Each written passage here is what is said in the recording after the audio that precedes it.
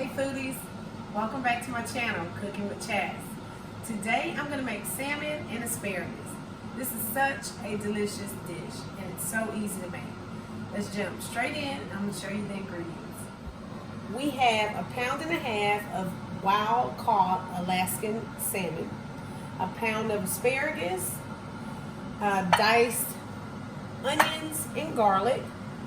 This is soy sauce. I've already added 2 tablespoons of brown sugar to 1/3 of soy sauce, a tablespoon of chopped fresh rosemary. I choose rosemary. It's pungent, but you're gonna love this taste. Salt and pepper, olive oil, and some lime juice. And we gotta have this Ziploc bag. This is what I choose to marinate in. Now, what I do want to mention to you is the salmon. Whenever you are cooking with the salmon, most people, they like to do skin off. I like the skin on. One thing you have to pay attention to when you get it home, rub your hand across the skin. If there are any scales left, go ahead and knock those off with a paring knife. It's really easy. It takes a little bit of work, but not too much. It's worth it. So, preheat your oven to 400. I'm going to start with seasoning that salmon because it needs to marinate for 20 minutes. And I want to show you a little trick. We're going to take 1.5 tablespoons of garlic, that fresh garlic, and a good pinch of salt directly on that pile. And what you want to do is take a sharp knife, like your the knife that you chop with, the one that you like the most, and just take that blade and rub it across there. What the salt does is help you break down that herb. The garlic, I'm sorry. You have to move it back and forth to get it. I'm going to show you in this little patch what we're looking for. You're looking for it to become like a paste. And what that does, it dissolves really well in that soy sauce. And it works great in your marinade. You don't have to get it all, but most of it. I'm happy with that amount.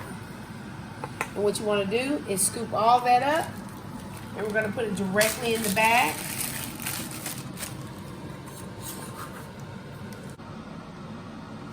There we go. Now, for the salmon, you're going to put your salt and pepper, and you're going to season that to taste. I like to go a little bit heavy on my black pepper. There you go. And just a pinch of that salt, excuse me, because the soy sauce is nothing but sodium anyway. So I'm going to press that down, get that in there, pick up whatever's left on that plate. And the soy sauce that I said I had the brown sugar in, just whisk that to make sure you get all that brown sugar off the bottom. There you go. Add that to the bag. And see, I did have a little bit of brown sugar down there. Just get in there. Get all that out. There you go. And now I add 1 tablespoon of that onion. You can do the onion the same way that I did the garlic. It's up to you. I don't feel it's necessary. And we want to put 1 tablespoon of olive oil, a good extra virgin olive oil. Now fish directly in there. Flesh side down into that marinade. And if you're wondering when I'm going to add that lime juice, that will be at the end. I got to wash my hands real quick. That's going to be at the end.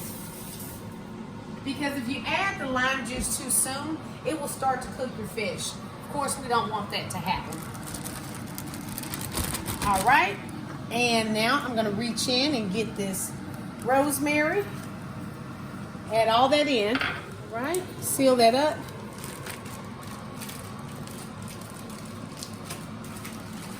Make sure it's all covered. Okay. So I'm happy with that. And like I said, we're gonna do this 20 minutes, and in about 15 minutes is when I'll get this lime and squeeze half of it into the bag, squish it around again, and let it sit there for five minutes with it on. So we'll put that in the fridge, 15 minutes. Now, we're gonna move on to our asparagus. Now our oven should be preheated to 400. Usually I do that right, before I start cooking. Sorry, I forgot to tell you that if you're cooking along with me. Now we're gonna get right into the asparagus, and we're gonna add the olive oil. I put 2 tablespoons on there, and I like to do my mixing and seasoning in a separate container from what I'm gonna cook it in. I'm adding 1 tablespoon of garlic. To roast something, you would put it on a cookie sheet or a baking sheet to spread it all out. Tonight, I'm choosing to do more of it's like a roast and a steam at the same time, just because it's a preference. You can obviously roast it, but you're gonna use the same ingredients either way. So I've added garlic and onions, and I put a good amount of onions in there just because of all that flavor. If you don't care for onions, use half of what I'm using. But I would not say omit it unless you're allergic to it. Salt to taste, but try to be liberal, because all this salt is not going to make it to the baking dish that I'm cooking it in, and you want to make sure everything is coated. Black pepper, and it's that easy. So now we're just going to toss this around, because you know what, I want to show you what I'm talking about, the dish that I'm using. I'm using a pan that's this small. Some people might say, whoa, that's way too small. Not for how I want to cook it. So it's a non-stick pan, which means I don't need to put any non-stick spray. And then we have the olive oil. But you see what I mean? So these will cook for 400 degrees for 15 minutes. I'll check on them around 10 minutes just to make sure nothing's sticking to the side. So I'll get these in, and when we come back, we'll take a look at the fish and check these out. All right, so it's been 15 minutes. I took the salmon out. See that gray color that it's getting? It's gonna be so good. This is the time where you want to take that lime, cut it in half, and you should always roll your lime before you cut it, because that gets the juices going. Go ahead and squeeze it directly into the bag. Try to squeeze it on the side where the skin is, because like I said, this lime juice is gonna start cooking your fish. And we're not trying to cook it, we're trying to marinate it. So that's it, that's all I'm doing. Okay, can you get that? Yeah. All right, I don't have time. I need to move quickly. I've just put that lime juice on there, and we have 5 minutes. So I'm gonna take that and swish it all around again. There you go. Try to keep it flat as I can. Put it back in the fridge, 5 minutes. Now I'm gonna pull that asparagus out, take a look at it, and show you what I'm talking about. Ooh, that pretty color. So, as you can see, it's somewhat roasting / steaming. If you wanted to do a traditional roast of the asparagus, you would use a container that's like this size. I don't know if I got too close just then.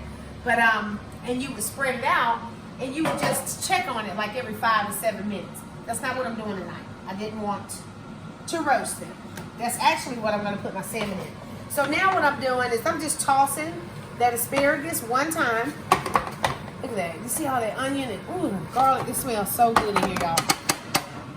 Now, the other half of that lime, I take that and squeeze it right over that asparagus. Just a little bit, not the entire. What's that? That is going to give you like a, I don't know, it just brightens it up.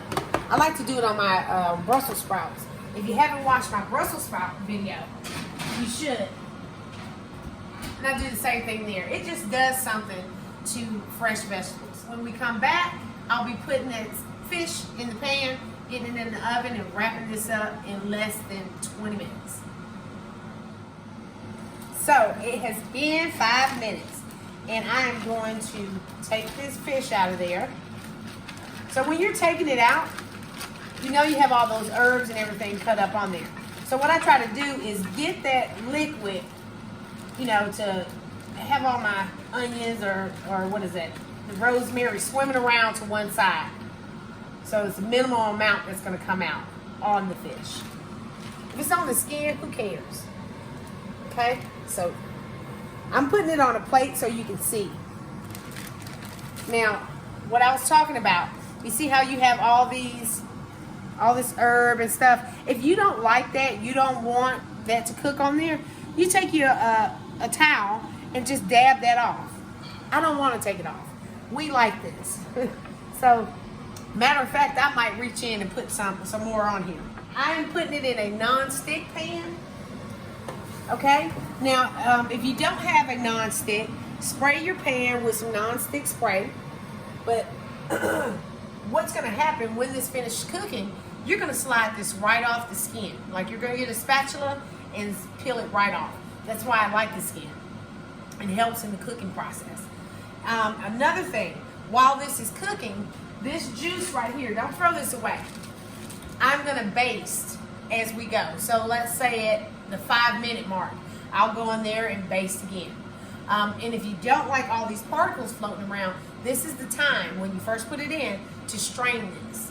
And so you'll just have the marinade, just the liquid.